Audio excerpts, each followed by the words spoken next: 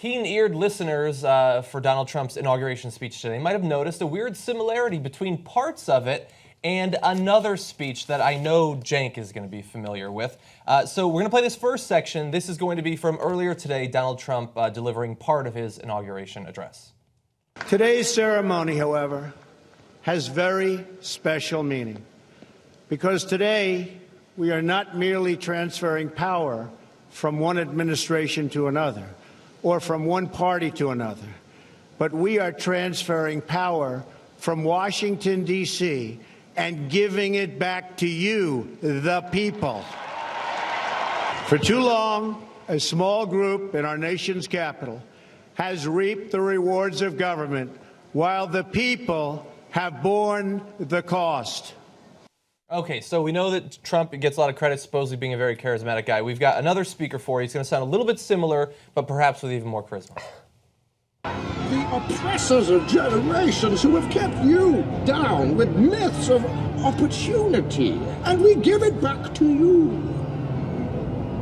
the people. That was almost literally word for word. Was it? No, Yes. it wasn't. Here, No, bring it bring up wasn't. the first graphic. You're going to see it compared. Okay, let's see it. It's funny, but it's not that similar. It's not. It's really No, not. no. The people is. No.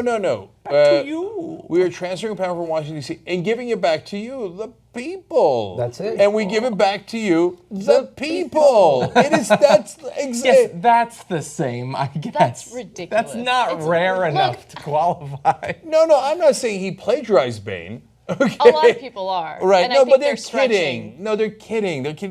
It's not like Trump was like, all right, let's look up comic book villains here. No, I think should I go with Bane was. Should I go with the Penguin? No, Cheney's already got that locked up. Right? Oh, I'll the go with Riddler. No, Bane. Melania already took all the good Riddler stuff. Right. So, no, but that little piece about giving it back to you, the people. If he said, if he also had turned to Obama and said, so you think you're in charge? Right? Then I'd be like, okay, wait, no, he meant it. Right?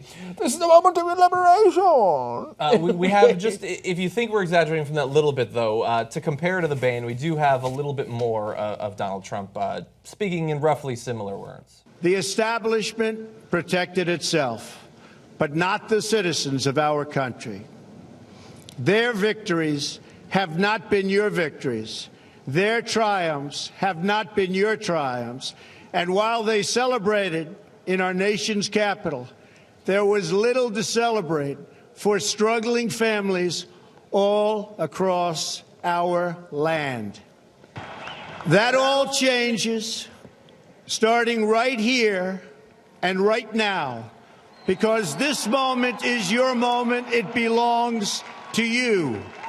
January 20th, 2017 will be remembered as the day the people became the rulers of this nation again. The forgotten men and women of our country will be forgotten no longer. And look, aside from the whole Bane thing, I think we understand why he had to go with this tact of it all being about giving back to the people, and that finally it's not the politicians, it's the people who have power. And I know what people are going to say, the Electoral College is how we elect people, and it's true, it is. But it's a little bit funny to say that the people finally get what they want. They're finally the ones in charge when he lost the popular vote by almost 3 million people. I understand that he wants to have this sort of cloak of being a populist, even though, as Anna's already been pointing out, the few things he's yet done as president have been anti-populist moves.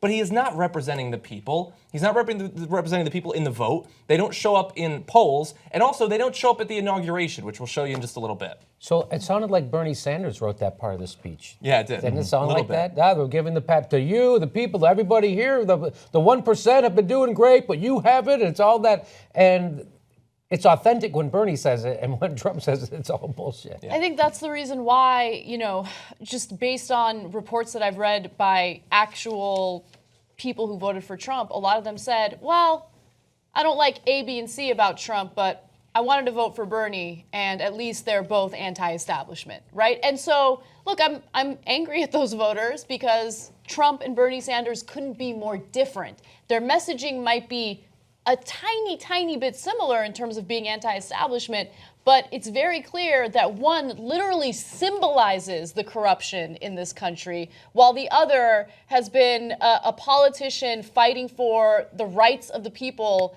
as long as he's been a politician, and he has a tiny bank account to prove that he's not in it for the money. Yeah, if you can be anti-establishment by filling your cabinet up with former executives at Goldman Sachs and making the head of an oil company the fourth in line of the presidency, being anti-establishment doesn't mean shit anymore, Exactly. unfortunately.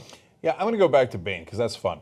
And so I think that there is a tiny percentage chance that Steve Bannon, who very likely wrote the speech, so obviously Trump didn't. That's Steve Bannon. Okay. Is it coincidence? Anyway, that Steve Bannon might have wanted us to make that connection because he thinks, oh, this is the kind of thing that the mainstream media will like raise a big hubbub over. But in fact, American people love pop culture and then they'll like it, right? Yeah. And so certainly the populist message in there is definitely the Steve Bannon kind of like, let's go get him, and your towns are now rotten because of everyone else before us. You weren't winning, now we're winning. All that stuff.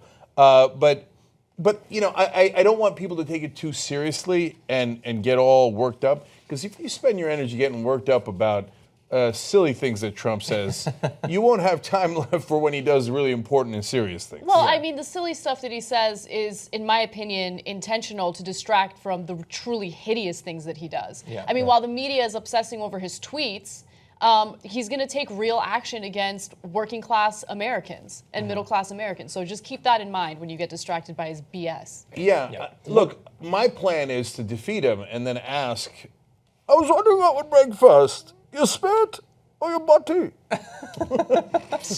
I've seen his body. It'll Yeah, I break feel like the first. body's broken. It's breaking right now, actually. Are you sick of the mainstream media? Then I got good news for you. We're going to hire some investigative reporters and we're going to go house. We're actually going to investigate what's happening in this country and stand up for you guys. Help us do it. Go to tytnetwork.com/go. If everybody watching this video just gives a little bit of money, we'd have plenty to hire those investigative teams and unleash them on the country.